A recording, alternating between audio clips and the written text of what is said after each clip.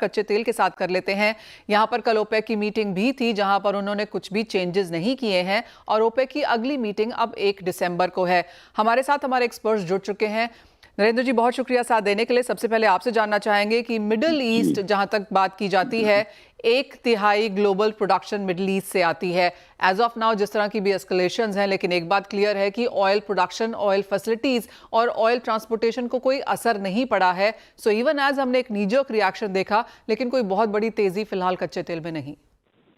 नहीं, बिल्कुल जैसा आपने ठीक कहा। अभी वहाँ की स्थिति ये है कि जिस तरह का तनाव बना हुआ है, खास तौर से जब ईरान ने इतनी सारी मिसाइलें इसराइल पे डाल दी और उसको काफी हद तक इसराइल खुद ने और अमेरिका भी साथ में जुड़ गया और उसको जाकर के उन्होंने उसके प्रभाव को रोका।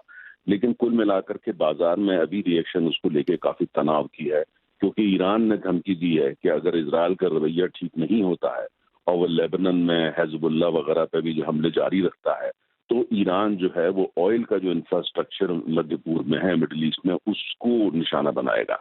ईरान ने इस तरह की धमकी दी। हालांकि अभी ऐसा कुछ हुआ नहीं है, लेकिन सऊदी अरब है, यूनाइटेड अरब एमिरेट्स हैं, ओमान है, इन सब देशों के अंदर बेचैनी पैदा हो गई है कि इसका मतलब क्या हुआ। अगर ऐसा होता है तो फिर तो बहुत बड़ा युद्ध हो जाएगा, क्योंकि वो एस्केलेट हो जाएगा। लेकिन मेरा अपना एनालिसिस ये है कि ईरान धमकी जरूर दे रहा है, लेकिन इस तरह का कदम वो नहीं उठाएगा, क्योंकि उसके अपने भी ऑयल इंस्टॉलेशन हैं।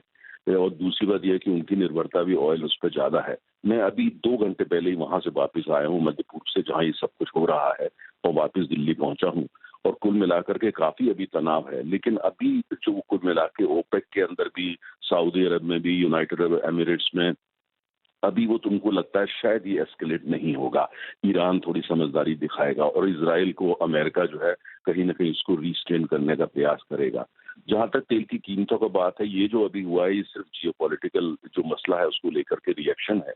लेकिन ओपेक की मीटिंग का भी आपने जिक्र किया। अभी हकीकत यह है कि जो फैसले ओपेक ने लिए थे तेल के उत्पादन को लेकर के, ओपेक के अंदर, उसके अपने घर के अंदर, कुछ यूनाइटेड अरब एमिरेट्स जो है उन्होंने जो अपना कोटा है उससे ज्यादा तेल का उत्पादन कर रहे हैं।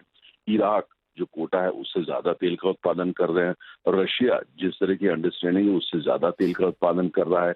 तो ओपेक के जो फैसले होते हैं, इसलिए कि जो प्रोडक्शन कट करा जाए, वो उनको ओपेक के तमाम देश अंदर ही नहीं मानते हैं। और सऊदी अरब ने तो बल्कि एक तरह की धमकी दे दी है ओपेक के अंदर। उन्होंने कहा है कि अगर आप लोग नहीं मानेंगे और हमारे जो मिलकर के हम काम नहीं करेंगे, तब तो तेल की कीमतें $60 पर बैरल पर पहुंच जाएंगी। तो इस समय एक तरफ तो युद्ध का तनाव, दूसरा डिमांड को लेकर के लड़ाई, दूसरा मार्केट शेयर को जो है लेकर के आपस में काफी तनाव, और कुल मिलाकर के ओपेक की तमाम कोशिशों के बावजूद तेल का लगातार दक्षिण दिशा की ओर जाना। एब्सोल्युटली। नरेंद्र जी, जैसे आपने कहा कि प्राइसेस यहाँ पर लगातार गिरते रह सकते हैं और ओपेक की अगर हम स्पेयर कैपेसिटी की बात करें तो वो 5.7 मिलियन बैरल्स है, जो कि ईरान की ओवरऑल प्रोडक्शन जो कि 3.8 है उससे भी कहीं ज़्यादा है, और उसका एक क्लियर प्रेशर यहाँ पर प्राइसेस में है। अगर मैं ग्लोबल बैंक्स एंड ब्रोकरेजेस देखूँ तो गोल्डमैन सैक्स $77 एक्सपेक्ट कर रहा है अगले साल के लिए। ये पहले 85 था, उन्होंने इसको कम किया है। और UBS, bank of America, JP Morgan ने 75 कहा है अगले साल के हिसाब से। एचएसबीसी और वेल्स फार्गो 70 कह रहे हैं। सिटी कह रहा है कि जिस तरह की सिचुएशन है, अगर ऑयल फैसिलिटीज को कुछ नहीं होता तो 60 इज अ पॉसिबिलिटी अगले साल के लिहाज से। अब आप यहां पर कैसे देखते हैं क्रूड ऑयल प्राइसेस दोनों सिनारियोज में? एक रेंज कैसी बनती हुई नजर आ रही है अगले 6-8 महीने के लिहाज से? मनीषा, अच्छा प्रश्न है। देखिए, इस पर बहुत कुछ डिपेंड करेगा कि अमेरिका में चुनाव कौन जीतता है। अगर अमेरिका में ट्रंप साहब चुनाव जीत जाते हैं, उन्होंने तो बिल्कुल कहा है कि अगर मैं चुनाव जीतता हूं तो जहां जहां आप और उत्पादन करना चाहते हैं, जिन इलाकों पर प्रतिबंध लगा हुआ है, यहाँ तेल की खोज ना करो, आप करिए जा करके वहां पे। और सेंटिमेंट जो तेल बाजार के वो ये है कि अगर ट्रंप साहब जीतते हैं तो बाजार $60 पर बैरल पे जाएगा, क्योंकि जो भी प्रतिबंध देखते हैं वो होगा। तो कुल मिलाकर के अमेरिका में चुनाव कौन जीतता है। लेकिन जो सबसे बड़ी चिंता आज बनी हुई है ओपेक और तमाम उत्पादों की, वो बनी हुई है डिमांड नहीं बढ़ रही। चाइना को लेकर के बहुत बड़ी चिंता है। और कुल मिलाकर के बाजार ये मान के चल रहा है कि पूरे 2025 के अंदर भी चाइना से डिमांड नहीं बढ़ने वाली। अगर चाइना से डिमांड नहीं बढ़ने वाली, दूसरी तरफ हर ओपेक के हर मेंबर का जो इस समय मकसद हो गया अपना मार्केट शेयर को जो प्रोटेक्ट करो, सऊदी अरब भी यही कर रहा है, यूएई भी यही। अगर ऐसा होता है तो जाहिर है तेल की कीमतें जो है ऊपर जाने की बजाय नीचे की दिशा में जाएंगी, और $60 जो है वो एक ऐसी रेंज है जिसकी अब जो है बात की जा सकती है। All right. तो यानी कि इवन एज यहाँ पर कंसर्न्स हैं मिडल ईस्ट को लेके, और आपको याद दिला दें कि 1/3 ग्लोबल प्रोडक्शन मिडल ईस्ट से आता है, लेकिन क्योंकि अभी तक वहाँ पर कुछ कंसर्न नहीं है ऑयल को डायरेक्टली लेकर, हमने प्राइसेस में बहुत तेजी आते हुए नहीं देखी। मिस्टर तनेजा, एज ऑलवेज बहुत शुक्रिया साथ जुड़ने के लिए और वो thank Jio you. Politics back on table यहाँ पर रखने के लिए। हमारे साथ अब ICICI सिक्योरिटीज के एनर्जी एनालिस्ट प्रबल सेन है। प्रबल, thank you so much for joining. Clearly जिस तरह का सिनेरियो है, सप्लाईज ठीक ठाक हैं। मैं एक वेल्स फार्गो की रिपोर्ट भी पढ़ रही थी जिसका कहना है कि 102.8 मिलियन बैरल्स इस साल का प्रोडक्शन है, अगले साल बढ़कर 104.8 हो जाएगा। एंड क्लियरली जिस तरह की सप्लाईज हम देख रहे हैं, डिमांड कैचअप नहीं कर पा रही है, एक एक्सेस मार्केट की एक्सपेक्टेशन है। फर्स्ट ऑफ ऑल, आप कैसे देखते हैं जियोपॉलिटिक्स और साथ ही साथ crude price reaction? I think जैसा कि आपने कहा कि इस बार जो इतना मेजर जियोपॉलिटिकल इवेंट हुआ है, उसके बाद भी अगर आप प्राइस का रिएक्शन देखें is relatively muted. That itself tells the story कि demand concerns and the comfort people have supply के ऊपर, उसका मेरे ख्याल से अभी भी ज़्यादा, and please forgive my language, you know, Hindi is not that great, but in fact I think अभी भी डिमांड सप्लाई का वेटेज लोग ज़्यादा दे रहे हैं। जियोपॉलिटिकल जो इवेंट हुआ है, अगर वो यहाँ से और एस्केलेट नहीं होता है, then I think that is the call that people seem to take कि ये शायद अभी लोग वेट एंड वॉच करें थोड़े दिन। अगर वो एस्केलेट होके वो कॉन्फ्लिक्ट बढ़ता है, देन शायद प्राइसेस के ऊपर ज़्यादा असर हो, because it's not just about numbers.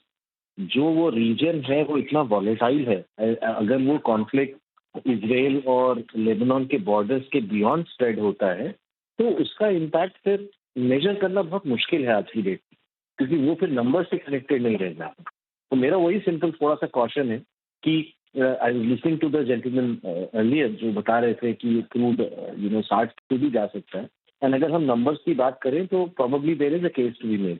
Supply में वो सरप्लस इमर्ज कर रहा है शायद, लेकिन geopolitical event I would say अभी I think wait and watch mode पे होना चाहिए, बिकॉज आई डोंट थिंक किसी को भी पता है कि अब इजराइल का रिएक्शन क्या होगा एंड देन ईरान का काउंटर रिएक्शन क्या होगा।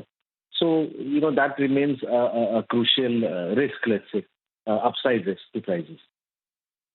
प्रबल, इस साल का हाई अगर हम ब्रेंट देखें तो 91.5 जैसा है। उसके बाद अच्छी खासी करेक्शन आई है बिकॉज चाइनीज डिमांड नहीं है, ग्लोबल सप्लाई की वजह से भी हमने ये प्राइसेस नीचे आते हुए देखे। इवन एज जियोपॉलिटिकल टेंशंस हैं उसके बाद भी 75 के आसपास हैं, यानी कि इस साल के हाई से भी $15 नीचे हैं हम यहाँ पर फिलहाल। गोइंग फॉरवर्ड इंडियन मार्केट्स के लिहाज से इसके क्या मायने हैं? देखिए, I think this is something that मैं हमेशा कहता हूँ कि हमारी मार्केट के लिए, particularly for crude and gas, as long as एक नैरो रेंज में वो क्रूड चलता है, that is probably the ideal scenario.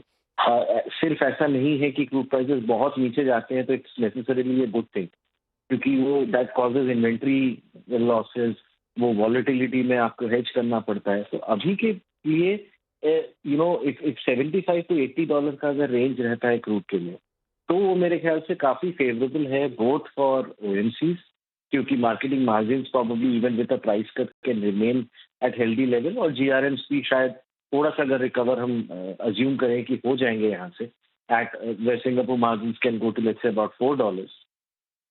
तो that is an ideal scenario.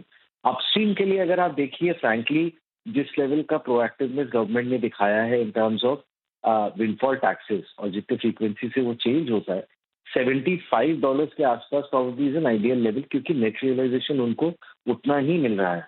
75 से नीचे गया तो वो फिर लॉस में जाना शुरू करते हैं, because every dollar wipes of around 1.6 to 1.8% of EPS from stand alone numbers for ONGC and oil India.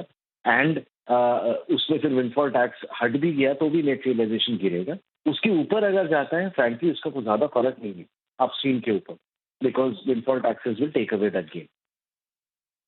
Problem and finally, बहुत समय से ये बातचीत है एंड वेरियस रिपोर्ट्स में भी मेंशन्ड है कि जहां पर करंट लेवल हैं कच्चे तेल के प्राइसेस के, जिस तरह के बेटर बैलेंस शीट्स हैं यहाँ पर कंपनीज के, at all is there a probability जो आप फैक्टर इन कर रहे हो कि शायद हम इंडियन फ्यूल प्राइसेस में कुछ यहाँ पर कटौती आता हुआ देखें?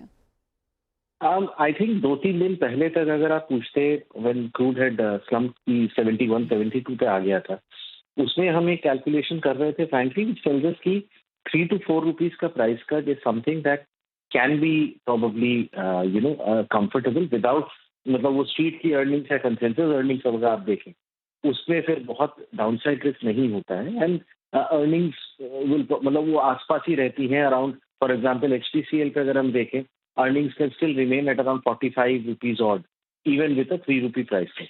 अब वो उससे ज्यादा अगर सरकार ये as the role of a promoter push करती है या मैनेजमेंट डिसाइड करती है, तो then it can have a downside risk. अभी क्रूड जो चल गया है, मुझे ये लगता है कि पॉसिबिलिटी तो अभी भी बहुत स्ट्रांग है क्योंकि marketing margin are at record highs, लेकिन वो कितना कट लेंगे और वो कब लेंगे, अगर वो स्टेबिलाईजेशन का वेट करेंगे सिचुएशन का, सो मेरे ख्याल से थोड़ा डिले हो सकता है due to this recent volatility. That is how we are looking eight.